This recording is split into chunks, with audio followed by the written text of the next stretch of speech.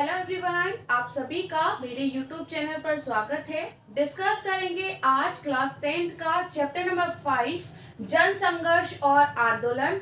इससे पहले chapter number 1, chapter number 2, chapter number 3, chapter number 4 मैं अपने चैनल पर अपलोड कर चुकी हूँ।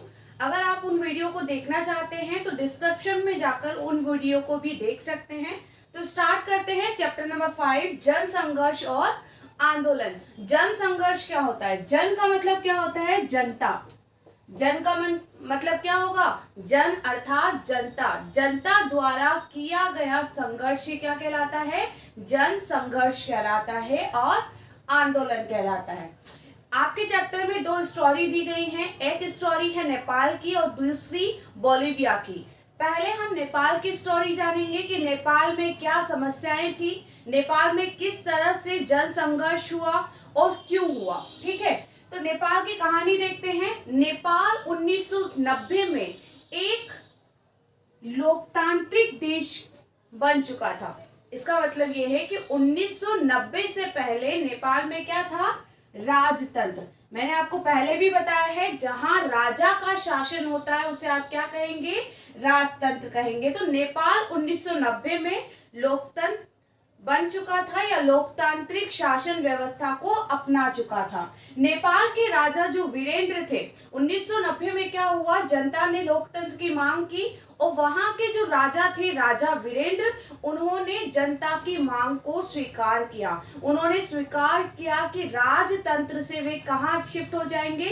संवैधानिक राजतंत्र पर। राजतंत्र समझ में आया? आप संवैधानिक राजतंत्र देखें। संवैधानिक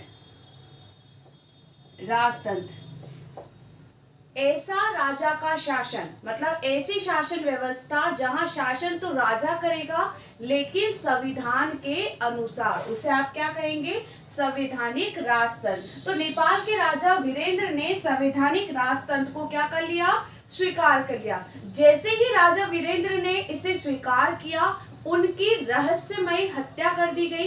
ये माना जाता है कि उनकी हत्या के पीछे उनके परिवार के कुछ लोगों का ही हाथ था। तो राजा वीरेंद्र की हत्या हो गई। जैसे ही राजा वीरेंद्र की हत्या हुई तो वहां पर राज सिंहासन पर राजा ज्ञानेंद्र जो थे वो दूसरे राजा बने। कहां पर? नेपाल में। तो जैसे ही राजा ज्ञानेंद्र ने सिंहासन संभाला, उन्होंने कह दिया कि वे संवैधानिक राजतंत्र को नहीं अपनाएंगे, अर्थात उन्होंने मना कर दिया कि जनता का शासन या लोकतांत्रिक शासन व्यवस्था नेपाल में नहीं होगी। तो क्या हुआ? इसे स्वीकार नहीं किया। राजा ज्ञानेंद्र ने क्या नहीं किया? संवैधानिक राजतंत्र को स्वीकार नहीं किया। 2005 में राजा ने चुनी गई सरकार जो थी उसे क्या कर दिया? निरस्त कर दिया। जो पार्लियामेंट बनाई गई थी, जो संसद जनता द्वारा चुनी गई थी, उसे राजा ज्ञानेंद्र ने क्या कर दिया? निरस्त कर दिया कि मैं इस सरकार को मानने वाला नहीं हूँ। तो फिर जनता में आक्रोश उत्पन्न हुआ। जनता गुस्सा करने लगी, क्रोधित हुई कि नहीं, आप तो पहले मान गए थे, अर्थात जो राजा पहले थे, वीरेंद्र राजा जो थे, उन्होंने तो मान लिया था, ज्ञानेंद्र क्यों मानने से मना कर रहे हैं? तो जनता ने क्या किया? नेपाल में लोकतंत्र की स्थापना करने के लिए वहां पर जन संघर्ष किया, ताकि नेपाल में क्या किया जा सके? लोकतंत्र की स्थापना की जा सके। 2006 में वहां की नेपाल में जितनी भी पार्टियां थी, 6 या 7 जितनी भी बड़ी बड़ी पार्टियां थी, 7 पार्टियों ने मिलकर एक अलायंस बनाया जिसका नाम क्या रखा गया? 7 पार्टी अलायंस उसका नाम रखा गया। 2006 में आंदोलन की शुरुआत हुई। उद्देश्य क्या था इस आंदोलन का? तो इस आंदोलन का उद्देश्य था कि नेपाल में राजतंत्र को हटाकर क्या किया जाए? लोकतंत्र की स्थापना की जाए। 7 पार्टी ने मिलकर 7 पार्टी अलायंस बनाया और उन्होंने 3 मांगे की। उन्होंने राजा के सामने क्या रखी? 3 मांगे रखी कि पहली मांग क्या थी? लोकतंत्र की स्थापना की जाए। सेकंड मांग थी बहुमत का शासन हो, अर्थात नेपाल में चुनाव करवाए जाए और जो भी पार्टी बहुमत में रहे उस पार्टी को क्या किया जाए? सरकार बनाने का अधिकार दिया जाए। इसके अलावा संविधान सभा का निर्माण किया गया। संविधान सभा क्या करती है? संविधान सभा किसी भी देश के लिए संविधान का निर्माण करती है। जैसे भारतीय संविधान का निर्माण किसने किया? भारतीय संविधान सभा ने। वैसे ही नेपाल में संविधान का निर्माण कौन करेगा? नेपाल की संविधान सभा। तो ये तीनों मांग रखी, जनता ने आंदोलन किया, सड़कें जाम कर दी, सार्वजनिक स्थलों पर होलियां जलाई गई, अर्थात बहुत सारे संसाधनों को आग लगाई गई, बहुत ज्यादा विरोध हुआ, मीडिया ने भी बहुत बढ़ चढ़कर भाग लिया।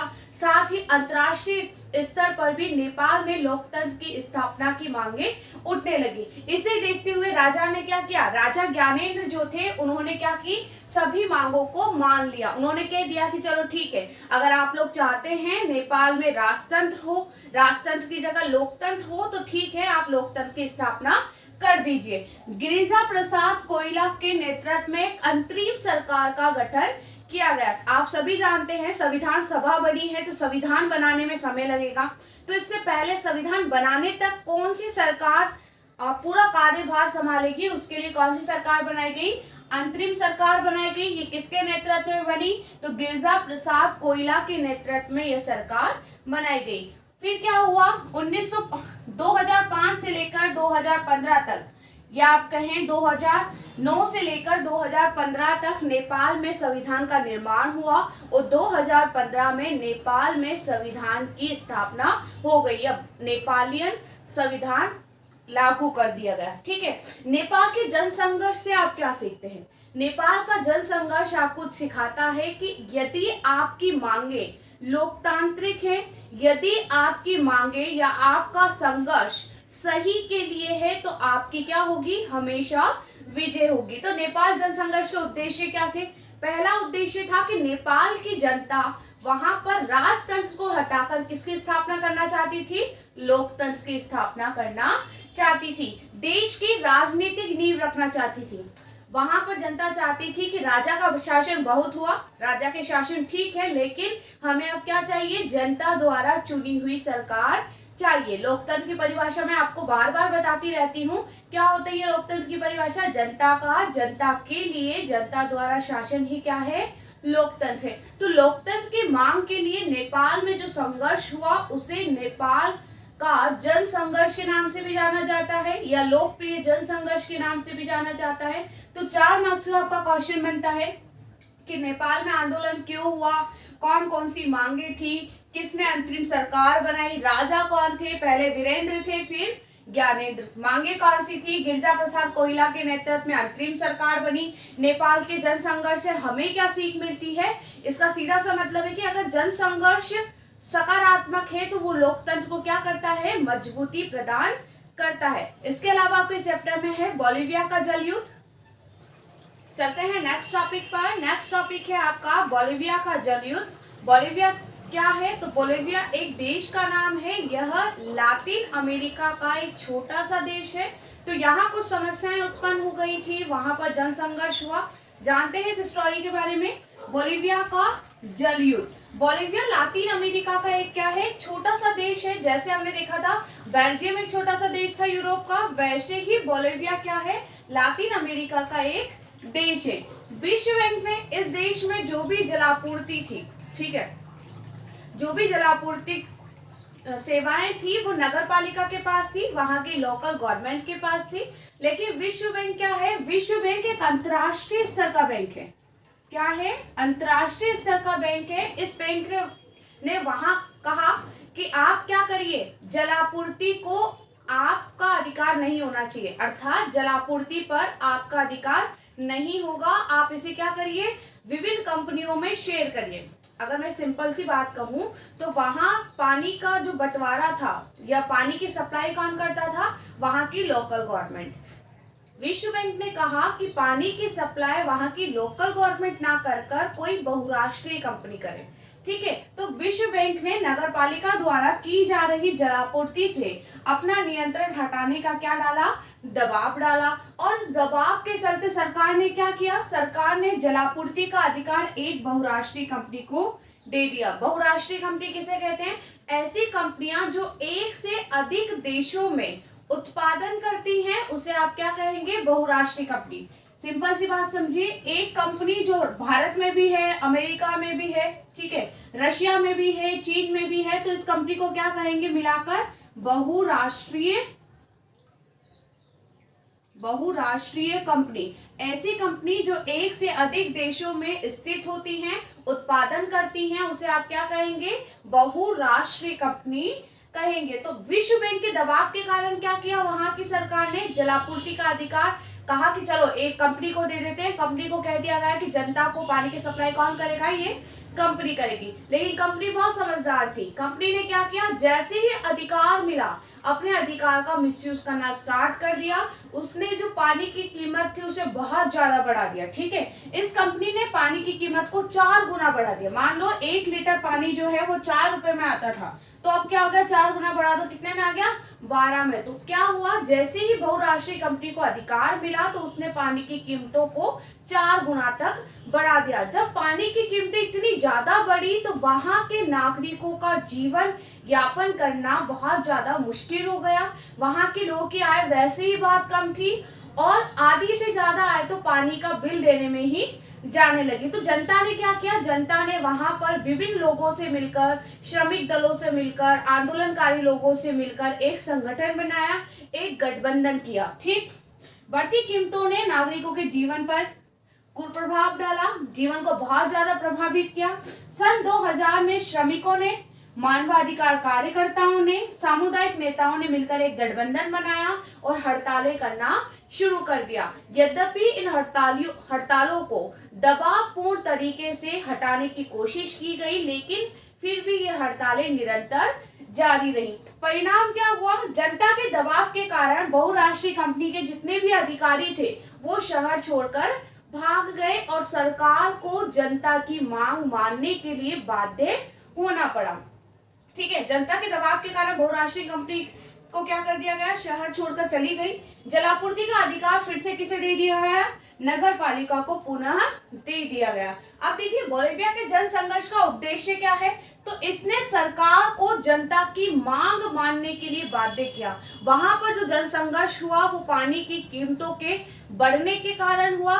जब जनता मांग करती है, अगर उनकी मांगे सही होती हैं तो सरकार को क्या करना पड़ता है? उन मांगों को मानने के लिए बाध्य होना ही पड़ता है। यह संघर्ष सरकार के नहीं अपितु सरकार की एक नीति के खिलाफ था। आप देखिए, अगर मैंने अभी आपको नेपाल का पढ़ाया, नेपाल में क्या था? सरकार के खिलाफ था। वो चाहते थे कि राजतंत्र से क्या आ जाए? राजतंत्र से क्या आए? वहां पर लोकतंत्र की स्थापना की जाए। लेकिन यहाँ बोलिविया में ऐसा नहीं है। बोलिविया में सरकार को नहीं बदलना चाहते जनता। वहां पर जो सरकार की एक नीति है बहुराष्ट्रीय कंपनी को पानी सप्लाई की, उस नीति को बदलवाना चाहते हैं। इसके लिए वहां संघर्ष हुआ। तो आप हमेशा याद रखें, इस चैप्टर से आपका 4 मार्क्स का क्वेश्चन बनता है। या तो क्वेश्चन आपका नेपाल से बन जाता है या बोलिविया से। इसके अलावा कुछ टॉपिक और भी हैं जो जहां से क्वेश्चन बनते हैं, आप इन्हें बहुत अच्छे से पढ़ लें। अभी हमने डिस्कस किया नेपाल और बोलिविया में जो जन संघर्ष हुआ उसके बारे में डिटेल से। अब देखते हैं कि नेपाल और बोलिविया में जो जन संघर्ष हुआ उन जन संघर्षों में क्या समानताएं थी और क्या असमानताएं। पहले आप देखते हैं समानताएं क्या थी। कौन कौन सी चीज थी जो नेपाल और बोलिविया दोनों ही देशों में समान थी? तो पहली, ये दोनों ही लोकतांत्रिक आंदोलन थे। ये दोनों ही आंदोलन कैसे थे? लोकतांत्रिक। लोकतांत्रिक मतलब जनता द्वारा किए गए आंदोलन थे। ये दोनों ही आंदोलन कैसे थे? जनता द्वारा संचालित थे। सेकंड, ये दोनों ही अपने संघर्ष में सफल हुए। आपने देखा नेपाल में जो जन संघर्ष हुआ वो भी सफल हुआ और बोलिविया में जो आंदोलन हुआ या जन संघर्ष हुआ वो भी क्या हुआ? सफल रहा। अंत में जाकर दोनों ही सरकारों को जनता की मांगे माननी पड़ी। तो ये एक समानता थी। नेक्स्ट, ये दोनों ही देश विश्व के लिए एक प्रेरणा का स्रोत बने हैं। दोनों ही देशों ने अपना अपना एग्जाम्पल सेट किया है, अपना अपना उदाहरण सेट किया है कि यदि कोई देश अपनी मांगों को, यदि किसी देश के नागरिक अपनी मांगों को सतर्कता पूर्वक या अच्छे मन से रखते हैं सरकार के सामने शांतिपूर्वक तरीके से, तो उन मांगों को स्वीकार किया ही जाता है। ये दोनों ही राजनीतिक संघर्ष के उदाहरण थे। दोनों में ही आपने देखा राजनीतिक संघर्ष था, जनता और सरकार के बीच में ही मतभेद था। ठीक है, तो ये समानता हुई। पहली, ये दोनों ही लोकतांत्रिक थे, जनता द्वारा संचालित थे। दूसरी, ये दोनों ही संघर्ष सफल हुए, नेपाल में भी और बोलिविया में भी जनता की मांगे माननी पड़ी। ये दोनों ही विश्व में एक एग्जाम्पल सेट किए हैं, विश्व के प्रेरणा के स्रोत बने हैं। विश्व में अगर कोई देश प्रेरणा लेना चाहता है तो इन देशों से ले सकता है। ये दोनों ही राजनीतिक जन संघर्ष के उदाहरण हैं। सरकार और जनता का ही संघर्ष इन दोनों देशों में देखने को मिला। असमानताएं कौन कौन सी हैं? नेपाल में संघर्ष देश की राजनीतिक के खिलाफ था। कैसे? नेपाल में जो जन संघर्ष हुआ था उसमें सरकार को बदलना नहीं चाहते थे लोग, व्यवस्था को बदलना चाहते थे। वे क्या चाहते थे कि वहां राजतंत्र से क्या स्थापित किया जाए? लोकतंत्र। ठीक है, तो नेपाल के लोग राजतंत्र से लोकतंत्र की स्थापना करना चाहते थे, जबकि बोलिविया में अलग मेथड था, अलग समस्या थी। वो क्या थी? बोलिविया में संघर्ष जो हुआ था वो सरकार के खिलाफ नहीं, सरकार की एक नीति के खिलाफ हुआ था कि सरकार क्या करे, बहुराष्ट्रीय कंपनी से जलापूर्ति की जो अधिकार दिया है उसे वापस ले ले और नगर पालिका को दे दे। इस पार्ट में हम यहीं तक डिस्कस करेंगे। इस चैप्टर का नेक्स्ट पार्ट में जल्द ही अपलोड करूंगी। अगर मेरे द्वारा समझाई गई चीजें आपको समझ में आती हैं तो प्लीज मेरे चैनल को लाइक करें, सब्सक्राइब करें, शेयर करना बिल्कुल ना भूलें। Thank you.